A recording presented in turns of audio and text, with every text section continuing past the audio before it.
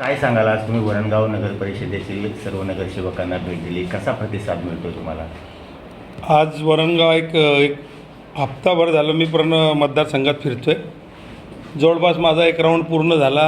आता वरणगाव आणि शेंदुर्णी, पाचोरा, चाळीसगाव मग जवळपास माझा पूर्ण जिल्हा झाला. पण वरणगावमध्ये माझे जुने संबंध आहेत. कमीत कमी 35-40 वर्षापासून या लोकांशी जिव्हाळ्याचे संबंध आहे. आणि त्या हिशोबाने आम्ही एक मीटिंग म्हणजे अशी चालू आहे की एक परिवार कसा बसला आहे त्या पद्धतीने माझी चर्चा करत आहेत. मला असं ते मी त्यांचे मतं मागतो असं वाटत नाही आहे. परिवाराशी मी बोलतो आहे अशा प्रकारचं मला इथं प्रेम भेटतं आहे. आणि सुनील भाऊ असतील, ताई असतील, हे सगळे एक आपुलकीने मला बोलवलं इथं आणि चहा पाणी सर्व केलं यांनी. पण आता रंगत येईल. तुमची आज 12 तारीख आलेली आहे. आता या जो निवडणूक आहे याच्यामध्ये रंगत येईल आणि मोठ्या प्रमाणाने आम्ही एक स्पीडने कामाला लागू.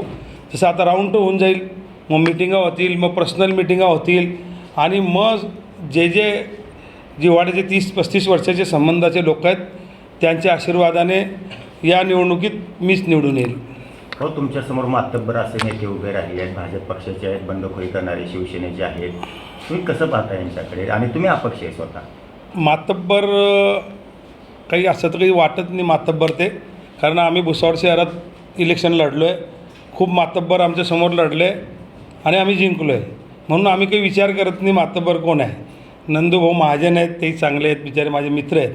पण माझं एकच म्हणणं होतं की त्यांना नगरपालिकेचं नॉलेज नाही.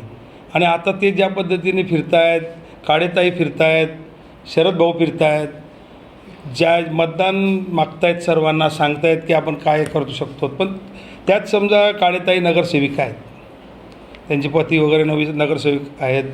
नंतर शरद भाऊनी बी अनुभव त्यालाही नगरपालिकेचा आहे. पण नंदू भाऊचा एक मी परत बोलतो की नंदू भाऊला नॉलेज नगरपालिकेचं नाही आहे. म्हणून ते निवडून जरी आले तरी त्यांना 1-2 वर्ष अभ्यास करावा लागेल नगरपालिकेच्या बाबतीत. आणि आम्हाला अभ्यास करायची गरज नाही. ती 35-40 वर्षापासून आम्ही नगरपालिका हाताळतो आहे. संतोष भाऊ नगराध्यक्ष होते, वहिनी नगराध्यक्ष होत्या, मी नगराध्यक्ष होतो, नगरसेवक होतो, आमदार होते संतोष भाऊ. तर आम्ही नगरपालिका हाताळलेली आहे. तिथं प्रस्ताव कसे जातात, प्रस्ताव कसे मुंबईहून पास करून आणायचे. आणि बच्चू भाऊ तिथं आहेत आणि मी तिथं जर का पोचलो तर नक्कीच बच्चू भाऊ ज्या पद्धतीने बच्चू भाऊ शिवसेनेमध्ये गेले, तुम्ही अपक्ष लढताय, कसं पाहता?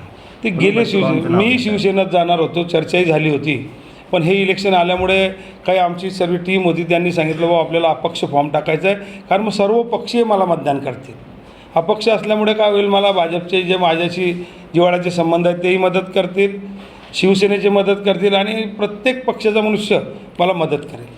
तुम्हालाच काम मतदान करावं, तुमच्याकडे काय अजेंडा आहे? असा अजेंडा म्हणजे अनुभव आहे ना 30-35-40 वर्षाचा. नगरपालिका हाताळले. भुसावळ शहर एक सुंदर शहर म्हणून आम्ही एक वेळेस केलेलं आहे आणि तिथं कॉम्प्लेक्स केलं आहे, बेरोजगारांसाठी रोजगार निर्माण केलेला आहे.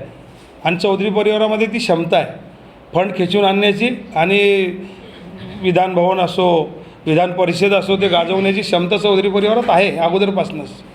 किती खात्री वाटते तुम्हाला विजयाची? विजयाची खात्री आता आजपासून सुरू होईल. आता 12 तारीख आहे तर उद्या आम्ही एक 15 तारखेपर्यंत जवळपास सर्व चित्र क्लिअर होऊन जाईल. आणि मग 15 नंतर मी तुम्हाला टोटल खात्री तर मलाच आहे, पण 15 तारखेला मी तुम्हाला कळवेल की माझाच विजय होईल. आणि मला आताही विश्वास आहे की माझाच विजय होईल.